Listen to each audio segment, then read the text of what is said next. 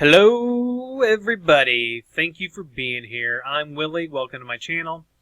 And as you can see, I still don't have my webcam working. So I'm going to be working on that. I've tried a bunch of stuff and it's just this one off crazy problem. So I'll get that fixed. But what I want to talk about today, we've been dealing with this Windows Server box, and what we're going to do today is we're going to install UniFi. This is the first step. We're going to install UniFi, and then we are going to do other things that people have been requesting for UniFi on Windows. Even though I don't run it this way, Ubiquiti supports it. I do believe if you do some research out there, it is not the recommended method, but some people do have to run Windows. So we are going to cover that. Okay, so we are logged into our Windows server. We're going to go ahead and fire up Chrome. We're going to hop over to the Ubiquiti download site, and we're going to download the Windows version of the controller. Now, it's been a while since I've installed this, so I don't know if it's going to install Java automatically or if we're going to have to install Java, but we'll find out here in a minute.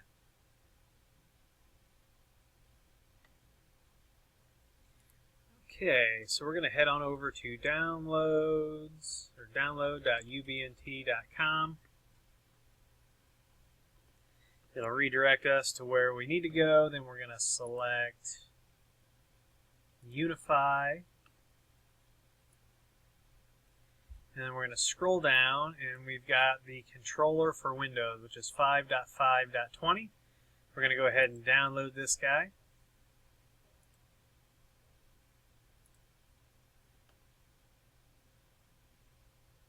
Okay, so our download's complete. We're going to go ahead and launch this installer. And we'll see, like I said, I don't know if it's going to do the Windows thing or the Java thing for us, or if we are going to have to go out and download that. So we will know here in just a minute.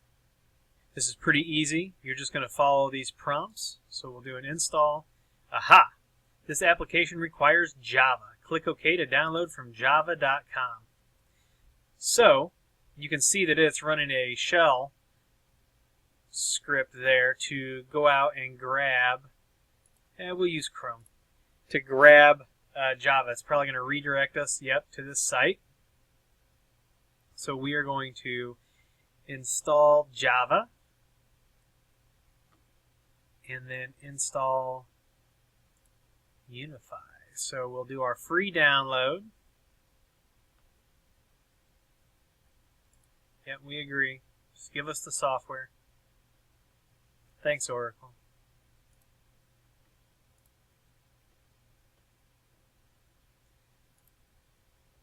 And we'll just let it go ahead and install. It's going to download the installer, then it's going to want to install a bunch of junk on our machine. This is a server, so we're not going to install anything more than what we have to. If you're in a lot of regulatory restricted environments, your servers are actually restricted to one server per function. Something, a little fun fact, little tidbit there.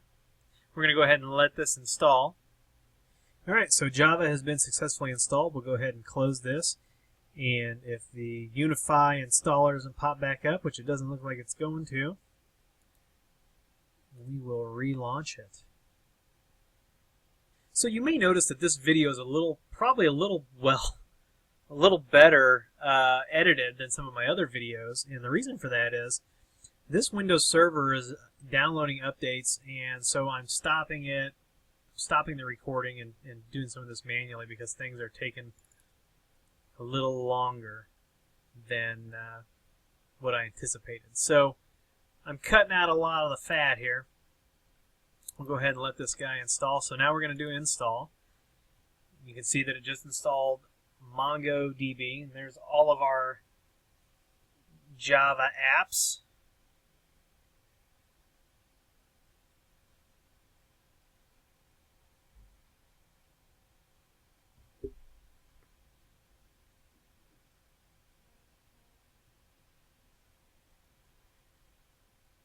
So there is the UniFi icon, and we are actually going to do away with this. We're going to install this as a service, but first we'll go ahead and start it. Now, one important thing to remember is if you're running this on Windows and you're running the Windows Firewall, that you're going to have to open those UniFi ports. Normally, if I'm just using this as a UniFi server, I'm probably not going to run the Windows Firewall, but I am going to, and you can see that it's on here by default. I am actually going to turn this off. Off. I've got a nice edge router at the head of my network doing some of this for me. Not overly concerned at the moment about this, but you will have to do that. Your UniFi will fail to initialize and fail to run if those Windows ports are not open. Okay, since our firewall is disabled, everything went ahead and fired up and is running properly. UniFi controller 5.5.20 has started. We'll go ahead and launch a browser to manage the network. And it's actually going to walk us through, or it should walk us through, since this is a new install, it should walk us through the configuration guide. So we'll go next. No devices found because everything on my network is managed by other servers. Secure, SSID, Windows, UniFi. Okay. We'll go to next. And then admin name. Oh, wait a minute. Yeah, this is the username.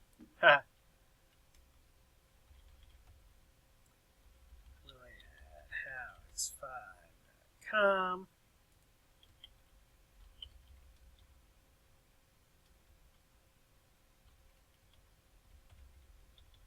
Now, if you haven't done a UniFi installation in a while, you'll see what I've got going on here. It says password strength so-so, and it won't let me click next. They want to make sure that we're picking a stronger password.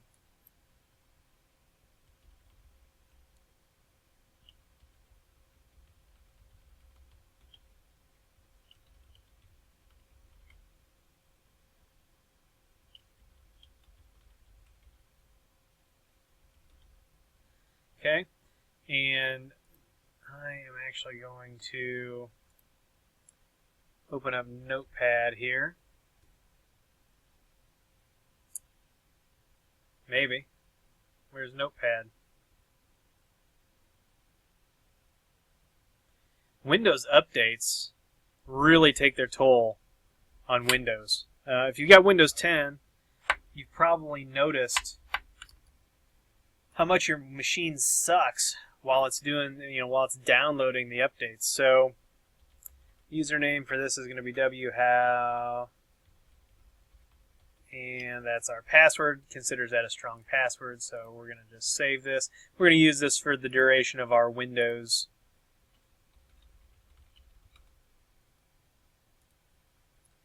And we'll go to next and confirm and finish.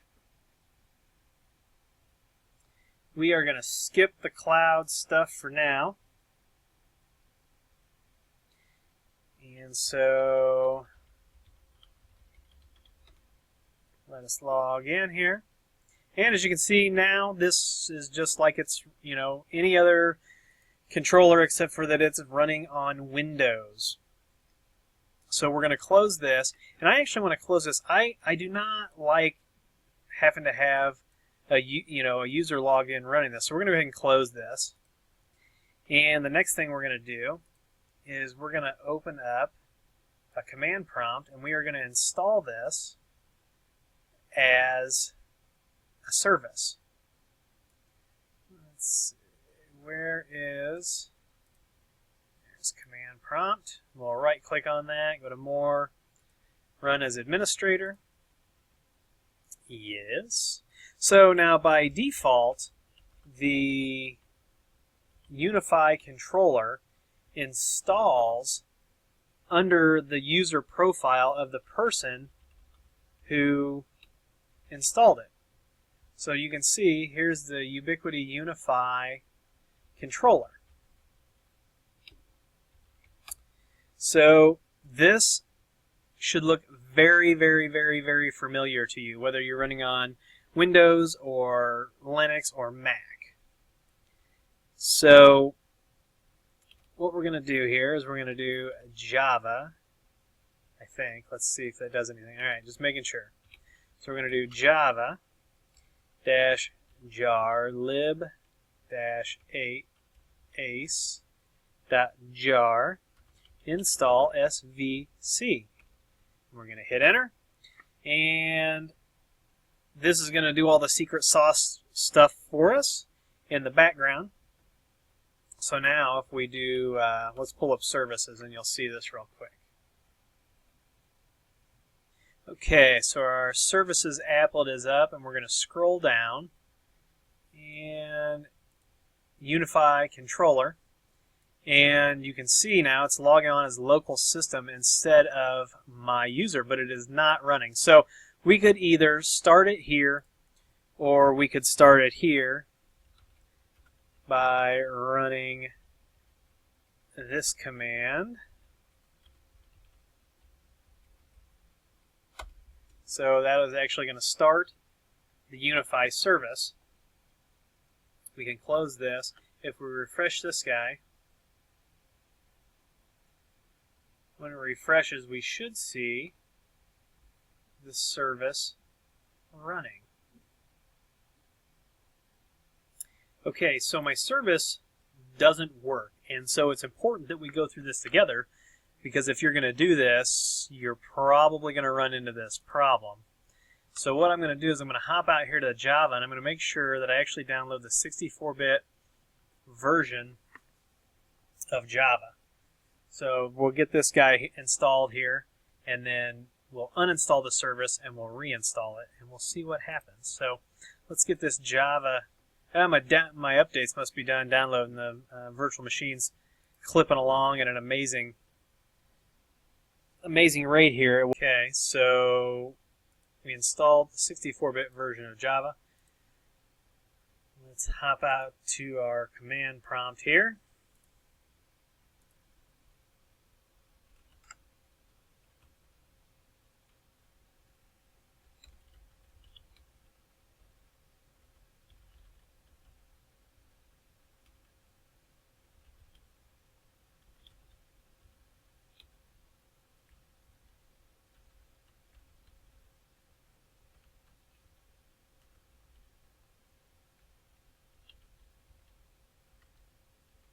Now, we don't necessarily have to do this, I don't think, but we're going to, just for good measure. So we'll uninstall it.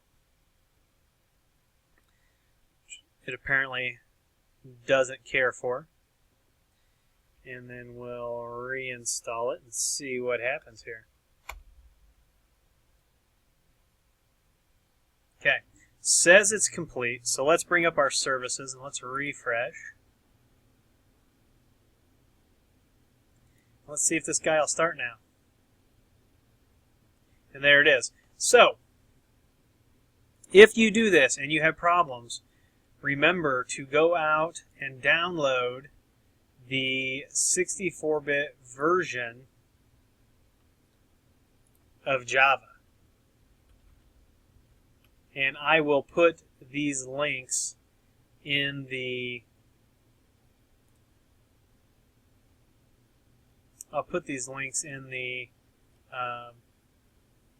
down in the description. So if we can delete this icon now. Goodbye. If we open up our browser and we go to localhost 8443, we will see that UniFi is now running as a service. So that's it for this video. I think you know probably what's going to come next after we do this. So just want to remind us, we need the 64-bit version of Java. So we'll save that. If you like this video, please give me a thumbs up. Please subscribe, please comment and share. Please use those Amazon affiliate links for your purchases. It doesn't change your price. It just kicks a couple bucks over here to keep the lab running. Please follow me on Twitter and Instagram. If you need consulting services, which I am providing, you will see the H5 banner here. Please go on over, fill out the contact form, and I will see you in the next video.